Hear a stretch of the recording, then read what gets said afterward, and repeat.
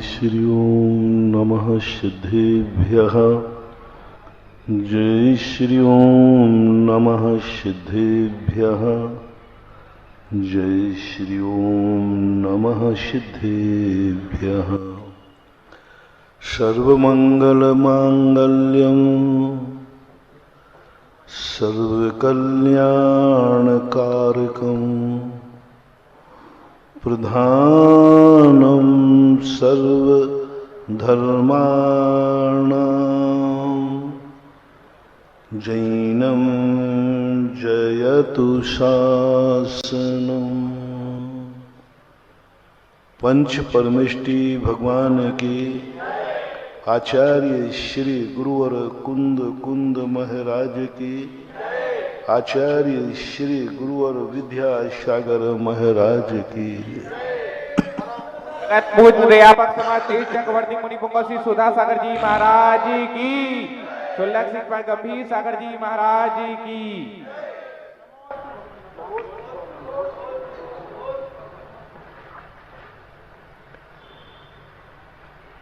कल अपन ने समझा था कि व्यक्ति को अपने आप में पूर्णता का अनुभव करना चाहिए, भले वह पूर्ण हो या न हो। पूर्ण होने के बाद पूर्णता की अनुभूति करना वो कोई साधना नहीं है, वो तो नियति है। पेट भरने के बाद लोग कहें कि मेरा पेट भर गया, मैं अब नहीं खाऊंगा, वो कोई बड़ी बात नहीं है। खाली पेट है, भोजन सामने है, मैं नहीं खाऊंगा, उसका नाम उपवास है, तपस्या है। पेट भरने के बाद तो सभी कहते थे कि अब नहीं खाऊंगा। कौन मना करता, कौन खाने का भाव। अपन खिलाएं भी जबरदस्ती तो वो खाने वाला नहीं, क्योंकि पेट भर गया। साधना और तपस्या का अर्थ है जो कुछ सामने है सब कुछ होकर के भी वह निरालंबी है। कीचड़ में होकर के भी कीचड़ से परे है। दो धातुएं होती हैं, एक सोना और एक लोहा। कीचड़ की संगति में जब लोहा जाता है अपने स्वरूप को भूल करके कीचड़ के रंग में रंग जाता है। वह अपने काठिन्य को छोड़कर जंग का रूप धारण कर लेता है। और एक दिन ऐसा होता है कि लोहे जैसी कठोर वस्तु कीचड़ की और पानी की संगति में आकर के गल करके राख हो जाती है। लोहे में जब जंग लगता है तो बलजोर होता है कि कमजोर होता है?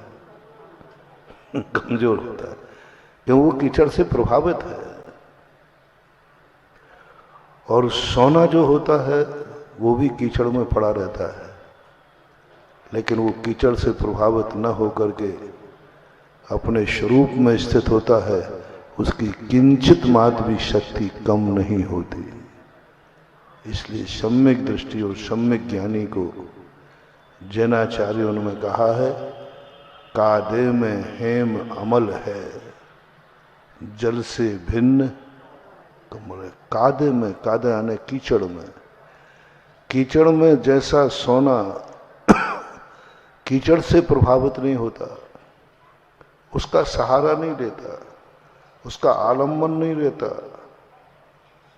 उस रूप नहीं होता।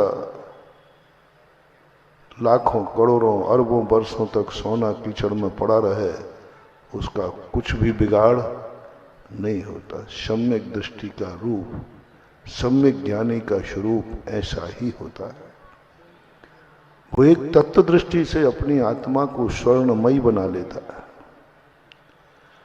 भेद विज्ञान के माध्यम से वह अपने आत्मा को स्वर्ण का रूप दे देता है और फिर बेफिक्र हो जाता है, फिर निर्भय हो जाता है, फिर वो नहीं डरता कि सामने कौन निमित्त बैठा है, वो नहीं डरता कि सामने कोई दुश्मन आ गया मुझे क्रोध करा देगा। वो कहता नहीं कराएगा, वो नहीं कराएगा, क्योंकि मैंने तत्व दृष्टि पकड़ ली है, वो मुझे क्रोध नहीं करा सकता। सामने कोई प्रिय वस्तु आ गई, प्रिय व्यक्ति आ गया, ज्ञानी कहता कोई फर्क नहीं पड़ता, मेरे में वो राग पैदा नहीं कर सकता, क्योंकि ये शत्रु और मित्र ये दुनिया के एक नाटक हैं और वो सारी दुनिया को एक रंगमंच मान लेता है। पूज्यवर अमृतचंद सूरी महाराज ने कहा, सम्यक दृष्टि इस सारी दुनिया को रंगमंच मानता है और जो भी उसकी दुनिया में आता है उसको नाटक खेलने वाला मानता है। कभी पुण्य का नाटक, कभी पाप का नाटक, कभी धूप, कभी छांव, कभी मुस्कान, कभी आंसू, कभी फूल, कभी कांटे, कभी मित्र, कभी दुश्मन। ये सब नाटक है, ये नाटक के पात्र हैं। और नाटक का पात्र जो होता है, और सबसे बड़ी गजब की बात तो होती है, सम्यक दृष्टि स्वयं एक नाटक का पात्र बन जाता है। नाटक देखो मत, देखने में तो तुम गड़बड़ करोगे, देखने में तो तुम प्रभावित हो जाओगे। जो नाटक देखते हैं, कई बार नाटक देखते देखते उनको हर्ष विषाद हो जाता है और वो नाटक का प्रस्तुतिकरण इतना अच्छा होता है कि श्रोता ये भी भूल जाता है कि ये नाटक चल रहा है या सही में चल रहा है। अच्छे जो नाटककार होते हैं वे इस ढंग का प्रस्तुतिकरण करते हैं कि सामने वाला भूल जाता है कि ये नाटक है कि सही है। प्रस्तुति ऐसी होती है। अच्छे कलाकार नाटक को देखकर यदि दर्दनाक कहानी आ जाए तो रो पड़े और हंसी का प्रसंग आ जाए तो हंस पड़े। जब रामायण चली थी तो लोगों ने टीवी के सामने, टीवी में रामायण शुरू होने के पहले ही लोग अपनी थालियों में पूजा के आरती और फूल सजा के बैठते थे। बोले अब रामचंद्र जी आ रहे हैं, सीता मैया आ रही है। उन्हें क्या मालूम कि वो रामचंद्र जी नहीं, अरुण गोयल है। उन्हें क्या मालूम कि सीता मैया नहीं है, दीपिका है। वो भूल गए क्योंकि प्रस्तुतिकरण ऐसा था। एक ऐसा प्रस्तुत किया गया जिसमें सब अच्छे अच्छे श्रोता भूल गए। बोलते कि नहीं, एक क्षण को इतना स्तब्ध होता है माया से, दो व्यक्ति प्रभावित हो जाते हैं। एक तो अज्ञानी काफिर हो जाता है, वो कहता नहीं। एक जोक आता है कि एक बार एक महिला, बच्चे लोग उसे पिक्चर देखने ले गए। बुंदेलखंड की महिला थी, हो सकता है टीकमगढ़ की हो। और बुंदेलखंड में सबसे ज्यादा बड़ी पापड़ चलते हैं, प्रसिद्ध हैं भारत में। तो वो बड़ी पापड़ अपनी छत पर सुखा करके पिक्चर देखने चली गई। बच्चों ने माने नहीं और पिक्चर में एकदम मूसलाधार वर्षा होना शुरू हुई। वो भागी टाकीज में, तुम लोग सब गड़बड़ कर रहे, मेरे तो छत पर बड़ी पापड़ सूख रहे, वो सब भीग जाएंगे। लोगों का माँ जी पिक्चर है, पिक्चर क्या है, वहां तो सर्वनाश हो जाएगा।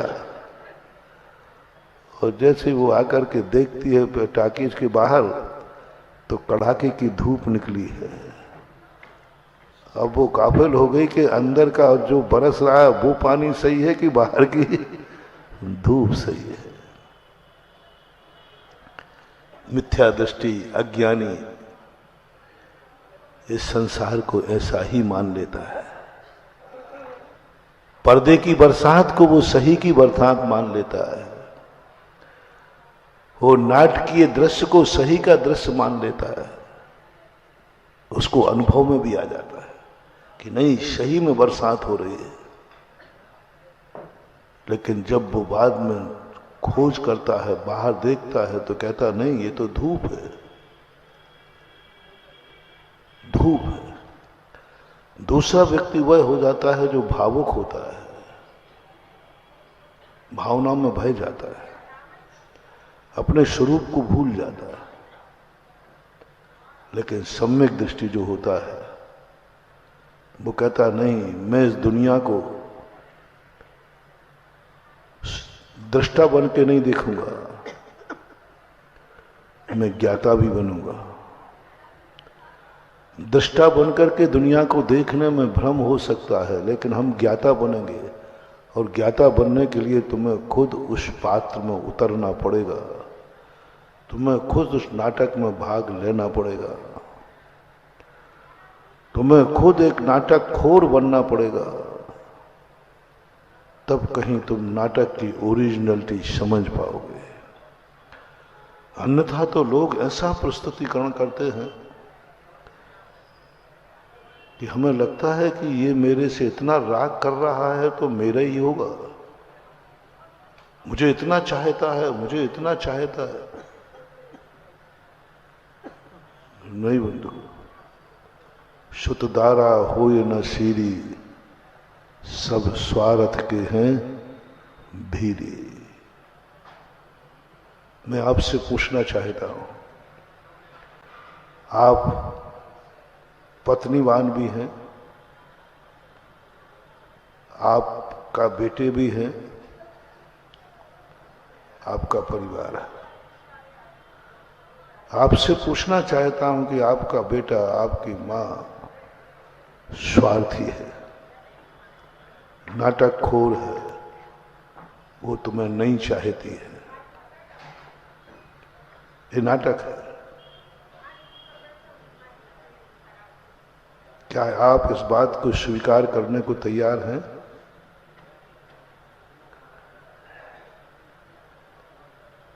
क्या आप कह सकते हैं, स्वीकार कर सकते हैं कि हाँ यह सही है? कहीं ऐसा ना हो जाए कि शास्त्रों की बातें पढ़ते पढ़ते तुम्हारा घर टूट जाए। आज जाकर के सब लोग अपनी पत्नी से कहेंगे, आज मेरे गुरु ने कहा है, ये सब शुद्ध धारा हो न सीरी, सब स्वार्थ। तू स्वार्थी है, नाटकखोर है, तेरा मेरे से कोई राग है ही नहीं। कह के देख लेना। तुमसे भी कहता हूं, तुम भी कम नहीं हो, तुम भी तो जैन हो, तुम भी तो, तुम कहना मैं नाटकखोर हूं तो तुम कम नाटकखोर नहीं। तुम भी हमेशा जो चाहत की बात करते हो ये सब झूठी है। मैं भी महाराज जी का प्रवचन सुन के आई हूं। बोलो इस संसार के घर का क्या होगा? महाराज महाभारत हो जाएगा, सब कुछ टूट जाएगा, सब कुछ खत्म हो जाएगा। तो फिर कहो दम भर करके कि शास्त्रों की बातें झूठी हैं। महाराज मेरी पत्नी स्वार्थी नहीं है, हमें बहुत चाहती है। हम जब तक घर नहीं पहुंचे भोजन भी नहीं करते। मेरी मां भी बहुत चाहती है, मेरा बेटा भी बहुत चाहता है। सब दलीलें दो। तो फिर ये कह दो ना कि ये शास्त्रों में लिखी हुई बात झूठी है। दो में से एक सही हो सकता, दो सत्य नहीं होते, एक सही है। निर्णय करो सही क्या है, फैसला करना पड़ेगा। ऐसे नहीं चलेगा कि तुम नशे में जिंदगी जीते जाओ। ठीक है घटिया खाने में महुआ ज्यादा है, लेकिन तुम्हें न महुआ खाने दूंगा न महुआ की शराब पीने दूंगा, क्योंकि अब मैं आ गया हूं। नशे में जिंदगी मत चलाओ, बेहोशी में मत चलाओ। होश में एक फैसला करो, दो मुखी मत चलो। दो मुख वाला कभी भी कहीं चल, दो मुख सिए सिए न कंथा, दो मुख राही चले न पंथा। दो मुख वाली सुई कभी सिलाई नहीं कर सकती, और दो तरफ चलने वाला राही कभी आगे, एक कदम आगे एक कदम करो। एक बार फैसला हो जाए एक बार, बहुत हो चुका है, बहुत हो चुका है। ऊपर ऊपर पट्टियां, एक बार निर्णय हो जाए, दूध का दूध और पानी का करो। भेद विज्ञान इसी को बोलते हैं। डरो मत, उतर जाओ मैदान में। बहुत हो गया, बहुत हो गया, अनादिकाल हो गया समझौता करते करते। अनादिकाल हो गया इस व्यवहार को निभाते निभाते। अनादिकाल हो गया ये सब यही तो करता आया हूं, लेकिन कुछ लाभ नहीं हुआ। एक बार निर्णय करना ही है। पंडित जी साहब बनारसी दास जी कहते हैं, कर दे निर्णय एक बार कर दे निर्णय, या इधर का या उधर का। बोल, आत्मा से बोल, सत्य क्या है। बाद में रोना मत। सत्य का निर्णय करने के लिए बहुत कठोर होना पड़ता है। झूठ के पैर नहीं होते और सत्य कभी विकलांग नहीं होता। सत्य कभी और झूठ के पैर नहीं होते। झूठ तो हम कितने बार कितने तरीकों से बोल सकते हैं। सत्य बोलने के अनेक तरीके नहीं होते, सत्य का तरीका एक ही है। असत्य के बहुत तरीके, बहुत गलियां हैं। कितने तरीके से भी झूठ बोल सकते हो। तुमने ये झूठ क्यों बोला? बोले डर गया था। ये झूठ क्यों बोला? मुझे पता नहीं था। ये झूठ क्यों बोला?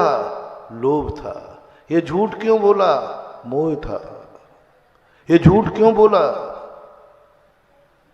बोले क्या करता, मर जाता। अब बोलो, सत्य क्यों बोला? डर गया था।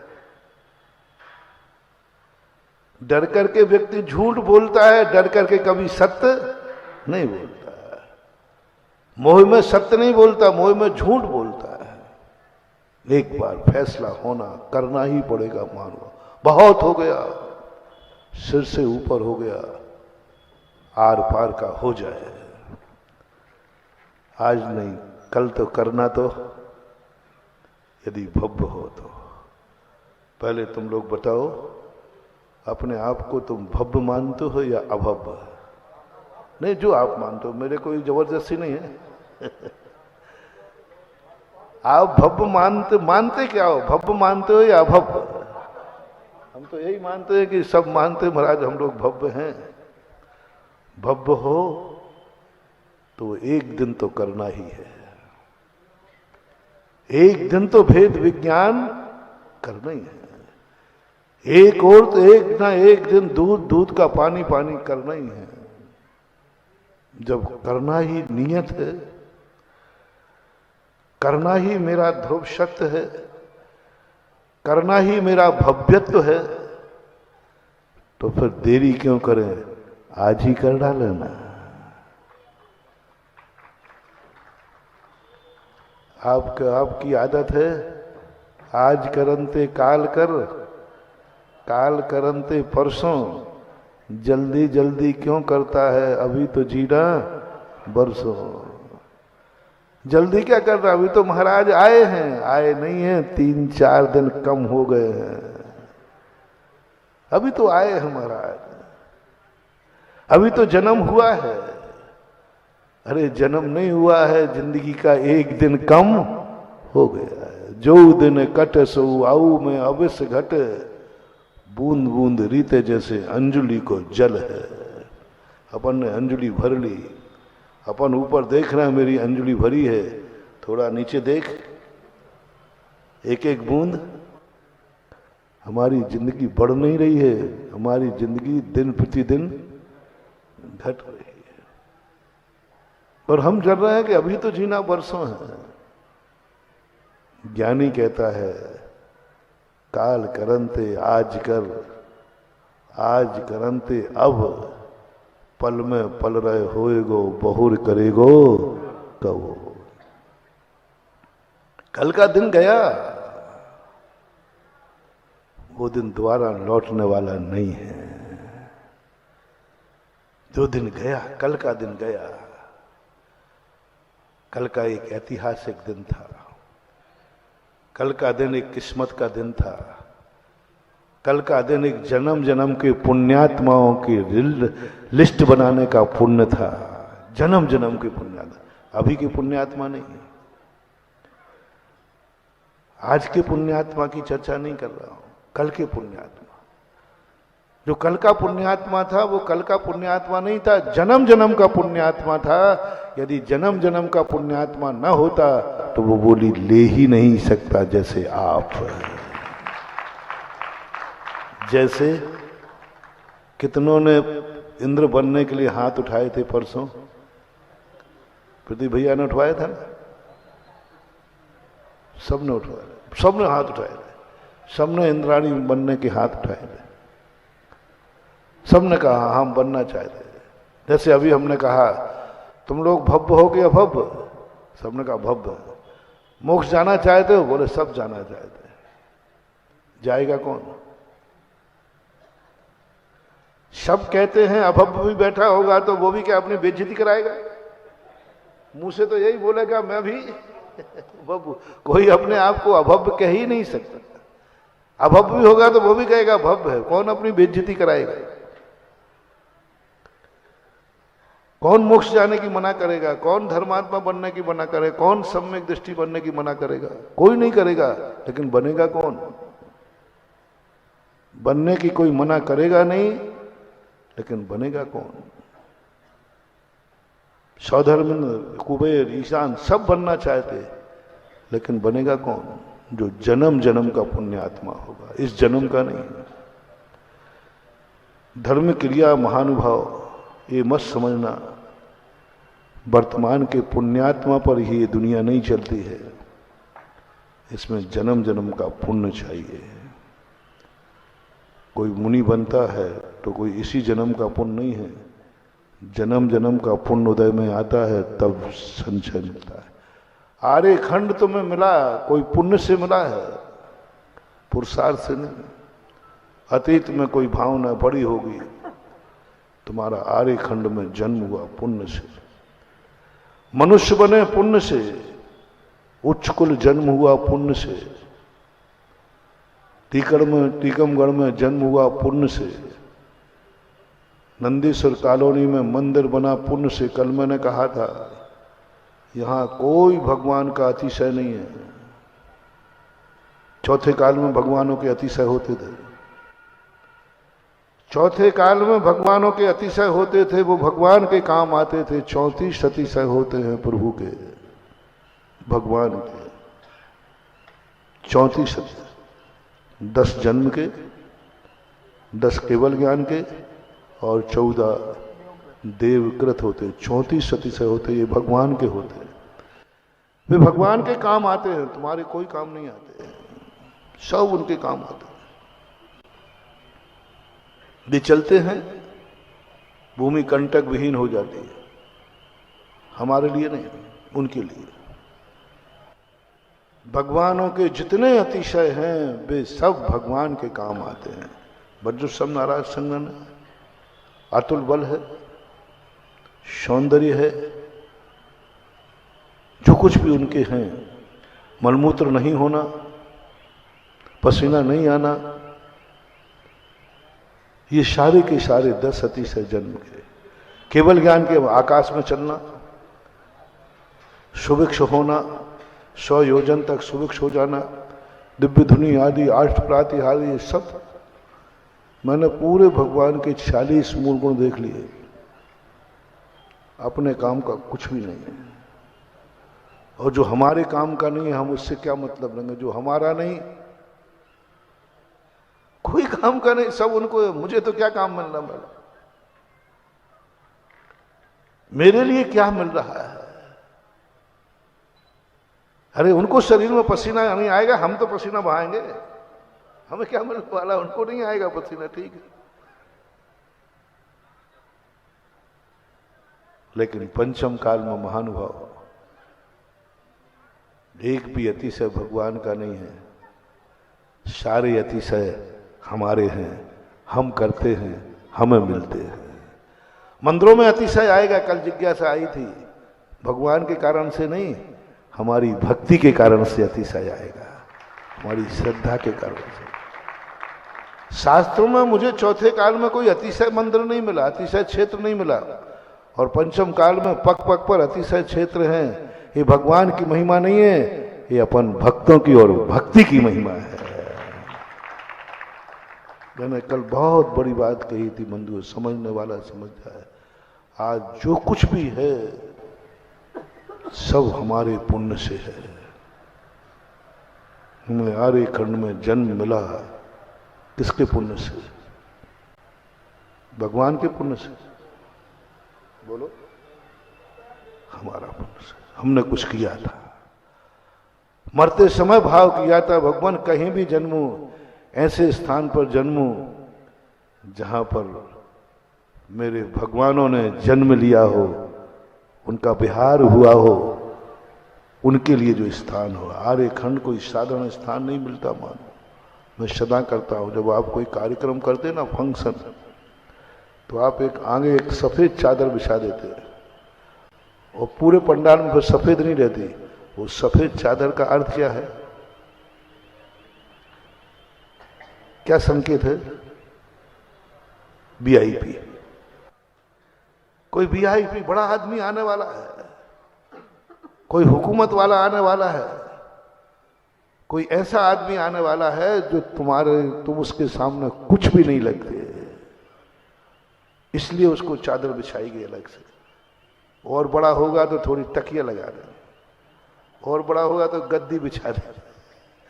ये सब बड़े आदमी के लक्षण। इस दुनिया में भी बड़े आदमी हैं। सारा 3 लोक एक पंडाल है जहां सारी जनता रहती है। 3 लोक एक पंडाल है जहां सारी दुनिया रहती है। उसमें आर्य खंड एक ऐसा है जो सफेद चादर है, जहां तीर्थंकर जन्मते हैं, 63 लाख का पुरुष जन्मते। इसके अलावा वो सफेद चादर है, एक छोटा सा टुकड़ा है। वो सफेद चादर का टुकड़ा ज्यादा बड़ा होता है कि पूरा पंडाल ज्यादा बड़ा होता है? हाँ, वो थोड़ा सा होता है, क्योंकि अच्छे लोग बहुत थोड़े होते हैं, बड़े लोग बहुत थोड़े होते हैं।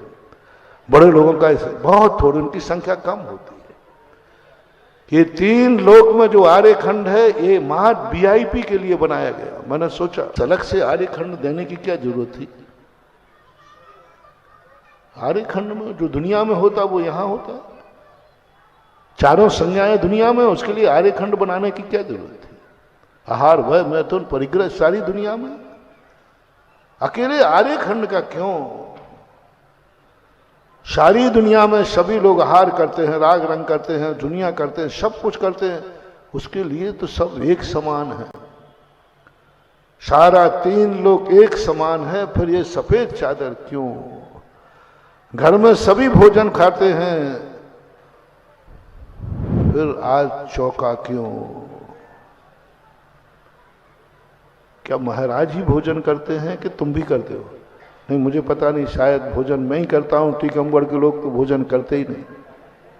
करते हो कि नहीं? हाँ महाराज, आप तो 1 बार, हम 3 बार। फिर वीआईपी क्यों? फिर क्यों कि आज चौका लगा है? फिर क्यों आज शुद्धि है? फिर क्यों आज सब शोध के बनाया जा रहा? फिर क्यों आज शुद्ध बनाया जा रहा है? चौका तुम्हारी औकात खोल रहा है, चौका तुम्हारी बदनीयत बता रहा है। आज हमारे यहां चौका लगा है। चौका का अर्थ क्या है? चौके का अर्थ क्या है? स्थान की अपेक्षा बिल्कुल शुद्ध स्थान करना। वहां मत जाना कमरे में, वो चौके का कमरा है शुद्ध। इसका अर्थ है तुम अशुद्धि में खाते हो। मुझे पता नहीं, मैंने अपनी तरफ से लगाया। महाराज के लिए तुमने शुद्ध वस्त्र पहने हैं। अरे भाई मेरे यहां चौका लग रहा, छूना मत। इसका अर्थ है कि तुम अशुद्ध कपड़ों में खाते हो। आज हमारे यहां शुद्ध भोजन बना है, लगाते जाओ जल्दी, मैं थोड़ा गुणा भाग जल्दी लगा लेता हूं। इसका अर्थ है कि प्रतिदिन बोलते जाओ अशुद्ध बनता था, आज शुद्ध बना है ना। इसका अर्थ कल कैसा बना था? अशुद्ध बना था। अरे भाई सोच के रखना सामान, इसका अर्थ है अभी तुम बिना देखे खाए जाते।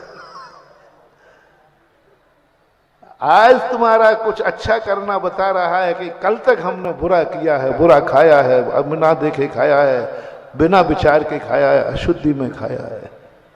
यह नियत है। क्यों आज हमारे यहां नगर में महाराज आए हैं। कोई तो घर शुद्ध बनाएगा, कोई तो चौका शुद्ध होगा, कोई तो शुद्ध कपड़े पहनेंगे। क्या संकेत है? घरों में शुद्ध कपड़े पहन रहे हैं, शुद्ध भोजन बन रहा है, शुद्धि का ध्यान रख रहा है। इससे क्या पता चलता है? नगर में कोई शुद्ध आत्मा आई है, तभी ये कार्य हो रहा है, अन्यथा हो नहीं सकता। शुद्ध आत्मा के लिए शुद्ध करना पड़ेगा। कोई शुद्ध आत्मा आई, कोई पवित्र आत्मा आई है, इसलिए घर सारा अपवित्र है, इतने स्थान को पवित्र करो। आज पानी भी पवित्र होगा, आज सब्जी भी पवित्र होगी, आज सब कुछ पवित्र होगा, और आज मन भी पवित्र होगा, आज वचन भी पवित्र होगा, आज काया भी पवित्र होगी। मन शुद्धि, वचन शुद्धि, काय शुद्धि, आहार जल शुद्ध है। ये सब शुद्धियां बता रही हैं। इस नगर में कोई शुद्ध आत्मा आया है, अन्यथा ये हो ही नहीं सकता। कोई है शुद्ध आत्मा, शुद्ध स्थान ही चाहिए। शुद्ध आत्मा के पास जाने के लिए शुद्ध होना ही पड़ेगा। मंदिर जाने के लिए तुम्हें शुद्धि पूर्वक जाना ही पड़ेगा। अरे भाई तुम क्या कर रहे हो? क्यों नहा रहे हो? अरे क्यों कुल्ला कर रहे हो? बोले मैं मंदिर जा रहा हूं। तो मंदिर का मतलब मैं एक पवित्र आत्मा के पास जा रहा हूं, मुझे पवित्र होना ही पड़ेगा, होना ही पड़ेगा। ऐसा ही ये तीन लोक में जब सफेद चादर बिछाई गई तो तुम्हारे लिए नहीं बिछाई थी,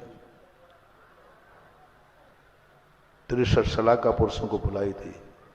ये महान आत्मा है। ये तीन लोक में कहीं नहीं जन्मेंगे, जहां जन्मेंगे वहां पहले से ही वो पवित्र होगा, शुद्ध होगा। जहां शुद्ध आत्मा है, शुद्ध स्वरूप, शुद्ध छेद, सब कुछ होगा। ये आर्यखंड बना दिया गया। ये आर्यखंड किन के लिए बनाया था? तुम्हारे लिए नहीं, 63 सलाका पुरुषों के लिए बनाया था। ये चौका किसके लिए लगाया था? झूठ मत बोलना। दोनों का उदाहरण सेट कर रहा हूं। तुम्हारे यहां सब कुछ शुद्ध बना था, किसके लिए? महाराज के लिए। अब महाराज नहीं आए तो फिर क्या करते हो? महाराज के कमरे में पटक जाया करो। ये आपके लिए बनाया था, अब नहीं नहीं आए तो फिर क्या करते हो? क्या करते हो? देखो, चौके में नहीं जाने पर महाराज जी, एक व्यक्ति ने कहा कि महाराज जी जितने साधु हैं कायदा से उतना ही चौका लगना चाहिए। और लगते थे, पहले तुम लोगों की धारणा यही थी। वो तो पूज्य गुरुदेव ने है जो घर घर चौके की परंपरा चला दी। मैंने तो बूढ़े लोगों से पूछो, आचार्य गुरुदेव के पहले चौकों के क्या हाल थे? वो 2-3 बुढ़ियाएं होती थी। अब देखना, हम एक चौके में हार करने जाते हैं और 50 चौके, तो महाराज वो 49 चौकों का दोष तो आपको लगेगा। क्योंकि वो आपके निमित्त से सबने भावना भाई शुद्ध बनाए, इतने परेशान हुए, इतना हुआ। मैंने कि मुझे बहुत बड़ा पुण्य लगेगा। बताओ मुझे, जितने ज्यादा चौके लगेंगे उतने ही ज्यादा कमीशन मेरा बढ़ेगा। कैसे बताता हूं। क्योंकि तुम यदि चौका नहीं लगाते तो राक्षस बन के अभक्ष खाते। कम से कम महाराज नहीं आए जितने दिन, उतने दिन घर में शुद्धि तो बना। सुबह से पता नहीं क्या चकड़दम होता, कम से कम सुबह से 10 बजे तक मकान में शुद्ध मन तो रहा। कितना पुण्य। सुबह से लेकर 10 बजे तक, जब तक महाराज नहीं आए तब तक पुण्य का अर्जन कितना हुआ। आहार देने का और आहार कराने के 5 नंबर हैं। 15 नंबर जो चौका लगाने का भाव करता है, लगा लेता है, उसके आहार नहीं होते हैं तो भी उसको 15 नंबर मिलते हैं। मात्र 15 नंबर तुम्हारे पक्के प्रतिदिन। आहार कराने के 5 नंबर है बस। महाराज पहुंच गए, आहार करा दिया, इसके 5 नंबर मिलते हैं। और चौका लगाने के 15 नंबर मिलते हैं। आहार नहीं हो तो भी 15 नंबर है, हो जाए तो 20 नंबर है, बस इतना ही अंतर है। 5 नंबर आहार कराने के और 15 नंबर चौका लगाने के। जिसके हो गए उसके 20 नंबर हैं, जिसके नहीं हुए उसके 15 नंबर तो कहीं गए ही नहीं है। 15 नंबर 20 में से 15 मिलने में पास हुए कि नहीं, फेल? कितने परसेंट हो गया? वाह वाह रे वाह, हर लकीरें फटकरी रंग चोखा हो गया। महाराज के हार हुए नहीं और 75% पुण्य तुम्हारे खाते में जमा हो गया, कोई नहीं रोक सकता। लीजिए, हिसाब लीजिए। एक दिन पहले पूरा परिवार रात में सोया। सोने के पहले जिनके यहां चौका लगते हैं वो किन भावनाओं से सोते हैं माताओं? कितनी पवित्र भावना से सोते। कल से हमारे यहां रात में सब सेडेड हो जाता है, सब व्यवस्थित हो जाता है, सबके मन, सबके परिणाम, सबके कुछ अलग ही हो जाता है। घर का वातावरण सब कुछ अलग होता है। ध्यान रखना, कल सब्जी में आलू प्याज नहीं आना चाहिए, क्योंकि कल से हिदायत सब। अब डोलची बदल गई जिसमें आलू प्याज पता नहीं क्या क्या आ जाता था। आज सब डोलची में सब्जी वाला पूछता है, सेठ जी क्या बात है, आज आलू प्याज ये चीजें नहीं ले रहे? बोले अरे भाई तुझे मालूम नहीं, हमारे यहां चौका लग रहा है। अभक्ष रात से शुरू हुई, शुभ परिणामों से सोए, शुभ भाव से हुए। कितने शुभ परिणामों से जो दूसरे दिन चौका शुरू करता है, उस रात में उस घर के परिणामों को यदि देखा जाए, उन परिणामों के साथ सोए हो, मेरी गारंटी है जो सुबह चौका लगाने का भाव करके सोया है परिवार घर में, उसमें कोई मर भी जाएगा तो नियम से देवगति ही जाएगा। और सोते सोते देवगति का ही बंद होगा, क्योंकि गति निरंतर बंद होती है। गति बंद निरंतर होता, 24 घंटे गति बंद चलता रहता है। आयु बंद नहीं, आयु बंद की व्यवस्था अलग है, लेकिन गति बंद तो प्रति समय होता है। आप जैसे ये भाव करके सोए कि कल मुझे ये कार्य करना है, गति बंद चालू, देवगति। आप सो रहे हैं तो भी आपको देवगति बंद हो रही है, आप घर्राटे ले रहे हैं तो भी देवगति बंद हो रही है। और कुंभकर्ण की नींद सोने वालों, उस दिन सब कब जग गए? ब्रह्म मुहूर्त में जल्दी उठना है, क्योंकि बोलते जाओ जल्दी, क्योंकि सब चीज शुद्ध एकदम साफ। सुबह से लेकर के 10 बजे तक ओहो क्या विशुद्ध परिणाम रहते हैं आपके, कितने विशुद्ध परिणाम रहे। क्या यह कमीशन मुझे नहीं मिलेगा? नहीं आता तो ये नहीं होता। दूसरी बात, यदि मैंने रोक दिया, अरे क्यों परेशान होते हो, मुझे तो एक ही चौके में हार करना, क्यों परेशान हो रहे हो, तो मुझे इतना अंतराय कर्म का बंद होगा, इतने अंतराय कर्म का, तुम आहार को नहीं जाते हो तो मत जाओ, लेकिन किसी के पुण्य को रोकने वाले तुम कौन होते हो। एक स्थान पर ऐसा है था, एक गांव में कभी भी कोई साधु पहुंच जाए, प्रत्येक घर में चौका लगते थे। एक महाराज पहुंचे, उन्होंने कहा कि भैया तुम लोग इतने चौके लगा रहे हो, सीधे साधे महाराज थे, क्यों लगा रहे हो, मैं रुकूंगा नहीं यहाँ, मुझे बिहार करना है 2-3 दिन में, और फिर तुम लोगों के आहार नहीं होंगे तो तुम्हें बुरा लगेगा। महाराज आए और हमारे यहाँ आहार, तो बुरा लगता है कि नहीं थोड़े, हाँ लगता है, बुरा लगेगा। इसलिए क्या गांव वालों, बोले महाराज जी मैंने कब कहा कि आप मेरे चौके में आओ, आपको जहां जाना है वहां जाओ, लेकिन हम जब तक महाराज हैं उतने दिन कम से कम हमें शुद्ध खाने का सौभाग्य मिलेगा, यह तो मौका से वंचित मत करो। हम शुद्ध दे नहीं सकते, लेकिन उतने दिन कम से कम शुद्ध, हम शुद्ध नहीं बन सकते, कम से कम उतने दिन मन वचन काया शुद्ध तो होगा, उतने दिन हमारे घर का वातावरण तो बदलेगा, हम उतने दिन कम से कम हमारे रसोई में अभक्ष तो नहीं बनेगा। क्या सोचता उनका, इस बहाने से उनका नियम था गांव का कि जितने दिन महाराज रहेंगे उतने दिन तो अपन सारे नगर वाले शुद्ध खाएंगे, बाकी नहीं था त्याग, बाकी त्याग नहीं था। जब तक कोई साधु हमारे नगर में रहेगा तब तक हमारे घर में कोई अशुद्ध नहीं खाएगा, हमारे नगर में कोई रात में नहीं खाएगा, हमारे नगर में कोई गुटखा शराब आदि कुछ भी नहीं खाएगा, हमारे नगर में कोई आलू प्याज नहीं खाएगा, जब तक साधु रहेगा। अंतर समझना, रिपीट करता हूं, एक वो महान आत्मा है जिनके जैन घरों में कभी अशुद्ध होता ही नहीं, बनता नहीं, खाते नहीं, कुछ नहीं करते। वो चतुर्थ काल की बात है, चतुर्थ काल की बात है। अब पंचम काल की बात देख लो, पंचम काल में कम से कम इतना हो जाए कि जहां साधु बनते हैं, रहते हैं, जब तक महाराज हैं तब तक तो मैं कोई गलत कार्य नहीं करूंगा।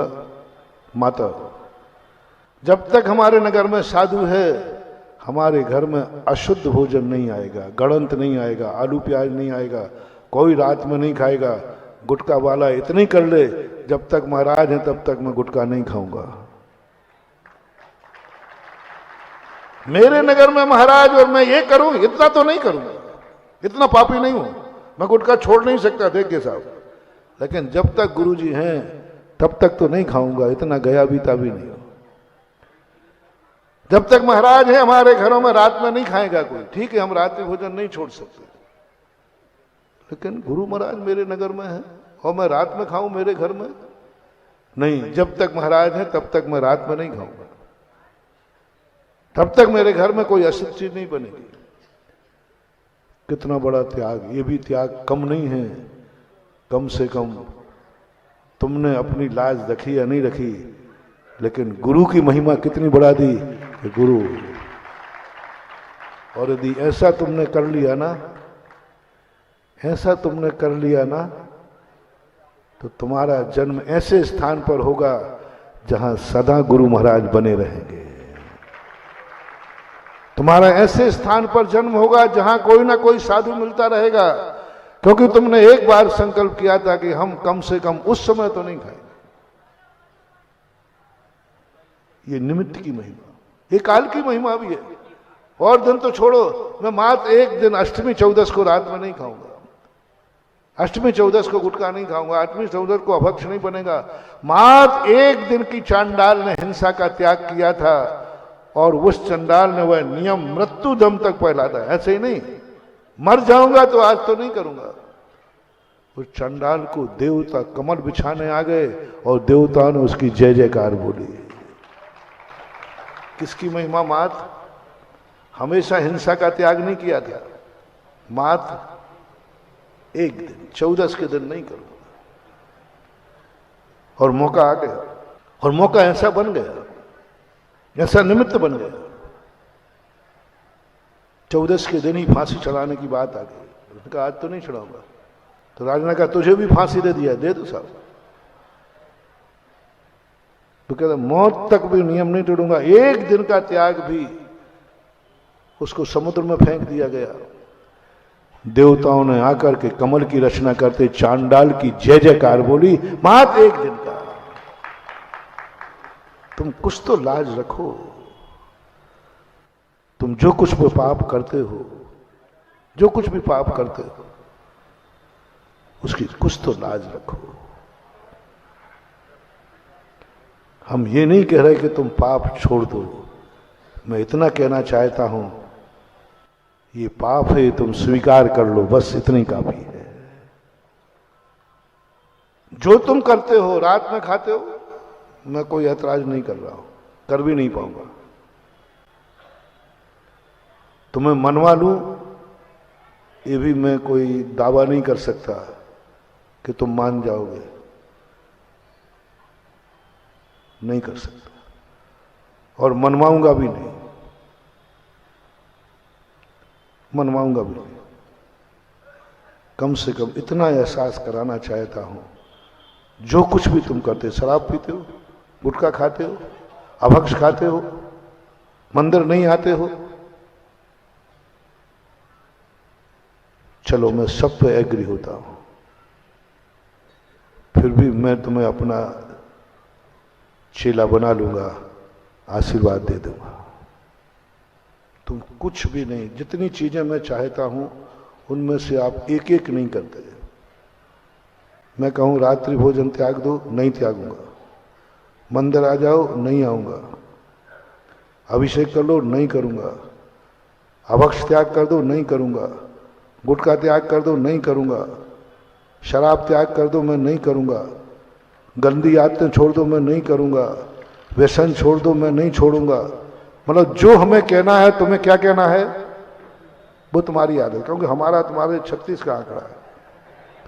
मुंह से नहीं बोलोगे, मन में है। यदि मेरी तुम पूरी बातें मान लेते तो बहुत बड़ी बात है, कोई नहीं मानोगे। तुम्हें सब उल्टा ही चल रहा है।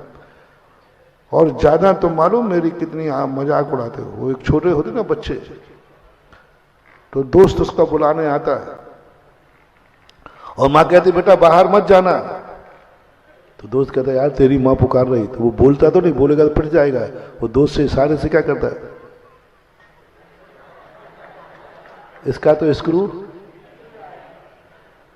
वो माँ को पागल करार कर देता पट्टा। देखो उसके बाद दोस्त को इशारे से कहता है इसकी तो खोपड़ी घूमी, ये तो कहती रहती चल। होता है ऐसा कि नहीं? जल्दी बोलते जाओ। कभी कभी नहीं, अभी रोज को बताता हूं। वो छोकरा अपने दोस्त से यूं कह करके चला जाता है, इसका काम तो चिल्लाना है, चिल्लाती रहती है।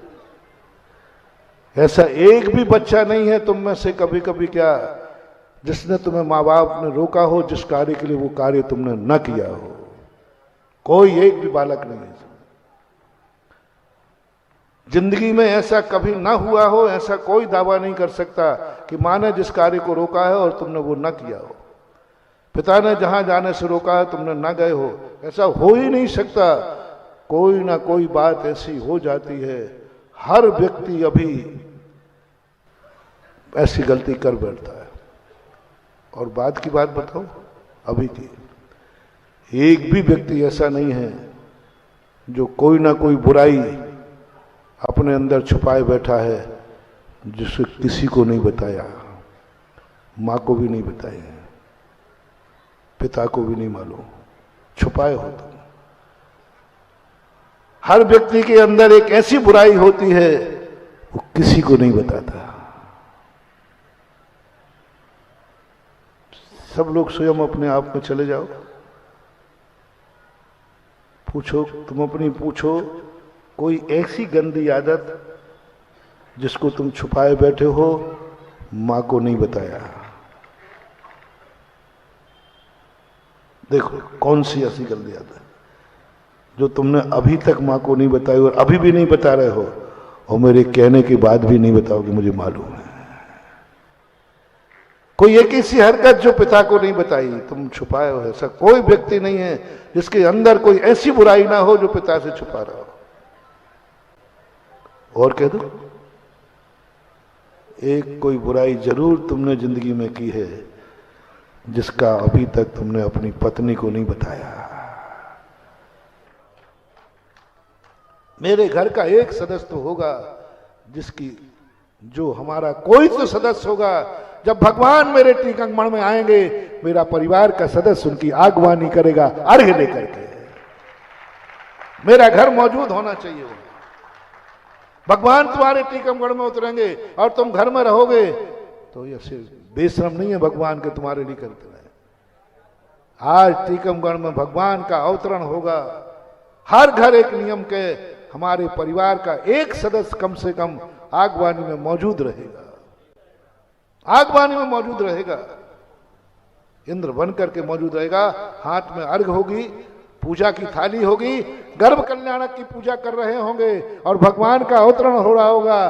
और जो भगवान की आगवानी करेगा सदा भगवान का छाया उसके ऊपर रहेगा। बड़े और छोटे इंद्र का मैं कोई भेद नहीं कर रहा हूं। बस ये मत कहना वो घर न छूट जाए, हमें कुछ भी नहीं बनना है। ये शब्द खतरनाक है। कुछ भी, जिस घर से कुछ भी नहीं बनेगा उस घर में कुछ भी नहीं रहेगा। और जिस घर में ये कहे भला कुछ ना कुछ तो बनूंगा, कुछ ना कुछ तो बनूंगा, तो ध्यान रखना उसके घर में एक दिन सब कुछ होगा। सब कुछ ना कुछ तो बनूंगा। सामान इंद्र बनूंगा लेकिन बनूंगा। मेरी साक्षी में भगवान का जन्म होगा, मैं जन्म कल्याणक की पूजा करूंगा। मेरी साक्षी में भगवान की दीक्षा होगी, दीक्षा कल्याणक की पूजा करूंगा। मेरी साक्षी में भगवान को केवल ज्ञान होगा, केवल ज्ञान की पूजा करूंगा। मेरी साक्षी में, क्योंकि मेरे नगर में भगवान आ रहे हैं, महाराज आ रहे हैं, महाराज आए हैं। मैंने आज प्रवचन में बता दिया क्या सबूत है कि महाराज आए हैं। प्रमाण पत्र दो। अब महाराज जितने सारे गेट में तो लगे हमें नहीं दिखते, मैं देखता भी नहीं। महाराज आए हैं इसका प्रमाण ये है कि जब तक महाराज रहेंगे ललित टीकमगढ़ के किसी घर में रात्रि भोजन नहीं होगा, ये प्रमाण है। सब्जी मंडी से कोई अभक्ष खरीद के नहीं आएगा, ये प्रमाण है। गुटखा की दीवान से कोई गुटखा नहीं खरीदेगा, ये प्रमाण है। शराबी शराब नहीं पिएगा, ये प्रमाण है। व्यसनी व्यसन नहीं करेगा, ये प्रमाण है कि हमारे यहां महाराज आए। ये मैंने डिटेल में समझा दिया। अब भगवान आ रहे हैं, इसका क्या प्रमाण है? इसका क्या प्रमाण है? आप प्रमाण पत्र दो कि भगवान आ रहे हैं, पंच कल्याणक हो रहा है। एक ही प्रमाण है, मेरे परिवार का एक जोड़ा पंच कल्याणक में बैठा है और वो भगवान की आगवानी कर रहा है। यही तो प्रमाण है, और क्या है? यदि कोई नहीं आ रहा होता तो स्टेशन पे कौन जाता? भाई बोले, आप लोग स्टेशन पे कब जाते हो? जब तुम्हारा कोई गेस्ट आ रहा होता है।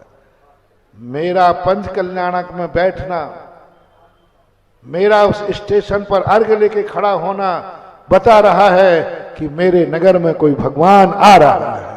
अन्यथा स्टेशन पर खड़ा हो देख करके हर व्यक्ति क्या पूछता है सीधा कि भाई कौन आ रहा है, कौन आ रहा है? यही पूछते ना, कौन आ रहा है? ऐसा ही तुमसे कोई पूछे कौन आ रहा है, कौन आ रहा है, कब पूछेगा? कब पूछेगा? जब तुम घर में बैठे होगे। कब पूछेगा? जब कोई सब्जी की दुकान पे खड़े होगे। कब पूछेगा? जब सो रहे होगे। कब पूछेगा? जब तुम पंच कल्याणक का धोती दुपट्टा पहन करके और अर्घ की थाली लेकर के पंडाल की तरफ जा रहे होगे, तब पूछेगा क्या बात है? तो कहना गर्व से, मेरे नगर में त्रिलोकी नाथ का आगमन हो रहा है। ये प्रमाण है। स्टेशन पर खड़े होना बताएगा कि कोई गेस्ट आ रहा है, उसका स्वागत तुम कर रहे हो। पंच कल्याणक में बैठना बताएगा कि तुम भगवान की आगवानी कर रहे हो और भगवान की आगवानी तुम्हारे लिए फलेगी। ये बात आपको, इसलिए वर्तमान के जो पुण्यात्मा हैं वे इसमें आ जाओ, अन्यथा तुम कितना भी वर्तमान में पुण्य कर लेना, सजा तो तुम्हें अतीत के किए हुए कर्मों की मिलेगी। और भविष्य भी यदि आपको सुधारना है तो आगे आपका समय हो गया। कल का दिन था जन्म जन्म के पुण्यात्माओं को, और 17 तारीख भी होगी। जितने लोग 17 तारीख में घट यात्रा में महिलाएं जन्म जन्म की पुण्यात्मा होंगी, उन्हीं के सिर पर कलश होगा घट यात्रा का। ध्यान रखना, हर महिला धारण नहीं कर पाएगी। हर महिलाएं कोई किसी कारण से रुक जाएंगी, कोई किसी कारण नहीं, लेकिन घट यात्रा का कलश जिसके सिर पर होगा, निश्चित समझना वो जन्म जन्म की पुण्यात्मा महिला है कि आज कलश।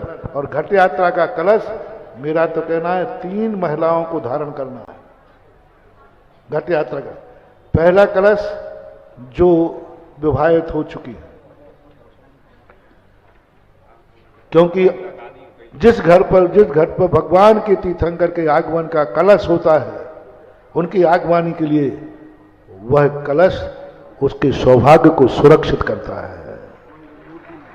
दूसरी कल्पना करना है उनके जिनके विवाह हुए नहीं, वो भी कलश धारण करें, इसलिए कि यदि मैं गृहस्थी में जाऊं तो हमें ऐसा परिवार, ऐसा शौहर मिले जो हमारे सुहाग को पूर्ण जिंदगी तक चला सके।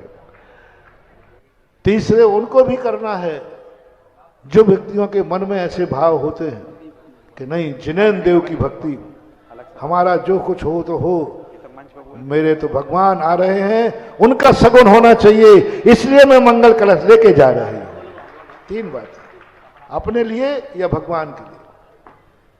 भगवान का आगमन हो रहा है और मैं उनका सगुन नहीं करूं, मैं भगवान का सगुन करने के लिए, क्योंकि मंगल कलश शुभ होता है, तो भगवान के आने के पहले ही मुझे सगुन करना है, इसलिए भगवान का कलश लेकर मैं जाऊंगी। ये 3 तुम्हारी होगी।